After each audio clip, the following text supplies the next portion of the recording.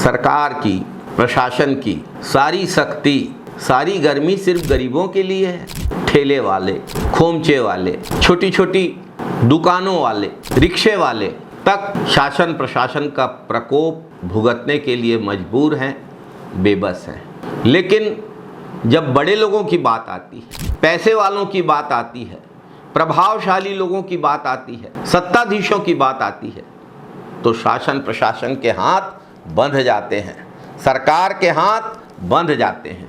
आइए आज इसी पर बात करते हैं।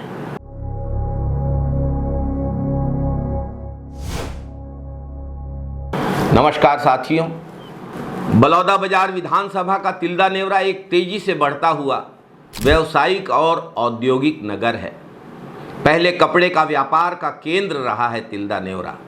इसी तिल्दा नेवरा में सत्ताधीशों की छत्र छाया में भू माफिया फल फूल रहे हैं और गरीब, झोपड़ी वाले, छोटी दुकानों वाले, रिक्शे वाले, ठेले वाले प्रशासन का कहर झेलने के लिए मजबूर हैं। ये कैसी सरकार है?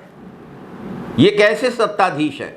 ये कहाँ का न्याय है? जनता की संपत्तियां चंद सफेद पोशों की जागीर बन गई है। करोड़ों की सरकारी जमीन पर सत्ता के संरक्षण में ये लोग कब्जा करके बैठे हैं और कानून की धज्जियां उड़ा रहे हैं। प्रशासनिक अधिकारियों का मौन इस बात का सबूत है कि जड़ें कितनी गहरे तक हैं, कितना बड़ा संरक्षण है इन कब्जा करने वालों के साथ। आम नागरिक की झोपड़ी पर शासन प्रशासन की जेसीबी तुरंत पहुंच जाती है तोड़ने के लिए। गरीबों की, मजदूरों की झोपड़ियां भी बर्दाश्त नहीं है, लेकिन करोड़ों की सरकारी जमीन पर कब्जे पर शासन प्रशासन आंखें मूंद लेता है। सत्ताधीशों के रिश्तेदार और उनके चहेते नेता जब सरकारी जमीनों पर कब्जा करते हैं तो प्रशासन के लोग, प्रशासन के अधिकारी वहां से निकलते हैं तो आंखें बंद कर लेते हैं। पूरा प्रशासन मौन हो जाता है।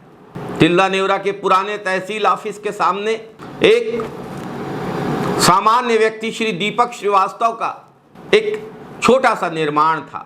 तहसील कार्यालय के समय से वे उस छोटी सी दुकान से अपना जीवन यापन करते थे। 15 वर्षों से अधिक समय से उनका यह निर्माण था और यह कभी किसी को नागवार नहीं गुजरा। लेकिन 2023 के चुनाव के बाद पुराना तहसील कार्यालय बलौदाबाजार के विधायक और इस सरकार के सत्ताधीश श्री टंकराम वर्मा का कार्यालय बनाया गया। दीपक श्रीवास्तव का निर्माण तोड़ दिया गया। तिल्दा नेवरा के कोटा क्षेत्र में निर्माण हुआ, सरकारी अमला पहुंचा उसे तोड़ने के लिए, सरकारी जमीन पर बिना अलॉटमेंट के निर्माण पर, लेकिन विरोध हुआ और विरोध करने वाले इतने शक्तिशाली थे कि प्रशासन को अपने कदम पीछे खींचने पड़े। यह दीपक श्रीवास्तव के मामले में नहीं हुआ, यह तिल्दा नेवरा में सत्ताधीशों के लिए हो रहा है, सत्ताधीशों के रिश्तेदारों के लिए हो रहा है, सत्ताधीशों के संरक्षण में पल रहे लोगों के लिए हो रहा है। सत्ताधारी दल के कुछ नेता और सत्ताधीशों के करीबी लोग ही इसके असली गुनहगार हैं। सरकारी जमीन की जो लूट हो रही है उसके गुनहगार हैं। मंच से जनसेवा की बड़ी बड़ी बातें की जाती हैं, लेकिन हकीकत में जनता की जमीनों की लूट को प्रोत्साहन दिया जाता है। सरकारी संपत्ति और जनता की जमीन को लूटने में वही लोग सबसे आगे रहते हैं जो मंच से नैतिकता की और जनसेवा की बड़ी बड़ी बातें करते हैं। इनकी राजनीतिक पहुंच ही इनका कवच बन चुकी है और प्रशासन इस कवच से टकराने से डरता है। इस कवच के आगे प्रशासन के जेसीबी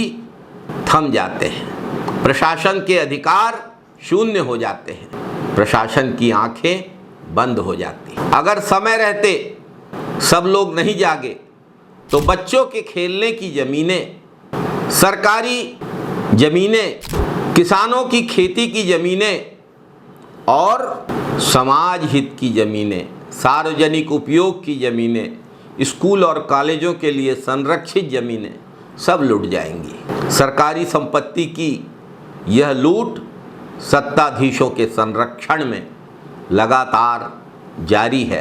ये सफ़ेद पोश नेता सबसे आगे खड़े हैं ज़मीनें लूटने में, और तिल्दा नेवरा में तो जमकर ये खेल हो रहा है।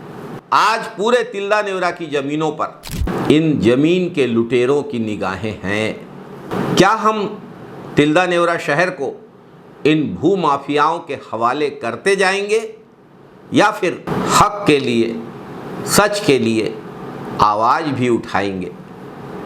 हमें अपने शहर को भू माफियाओं से बचाना है, हमें अपने शहर की सरकारी ज़मीनों को बचाना है, हमें अपने शहर को बचाना है। जय छत्तीसगढ़, जय जय छत्तीसगढ़, जय हिंद साथियों, वंदे मातरम साथियों।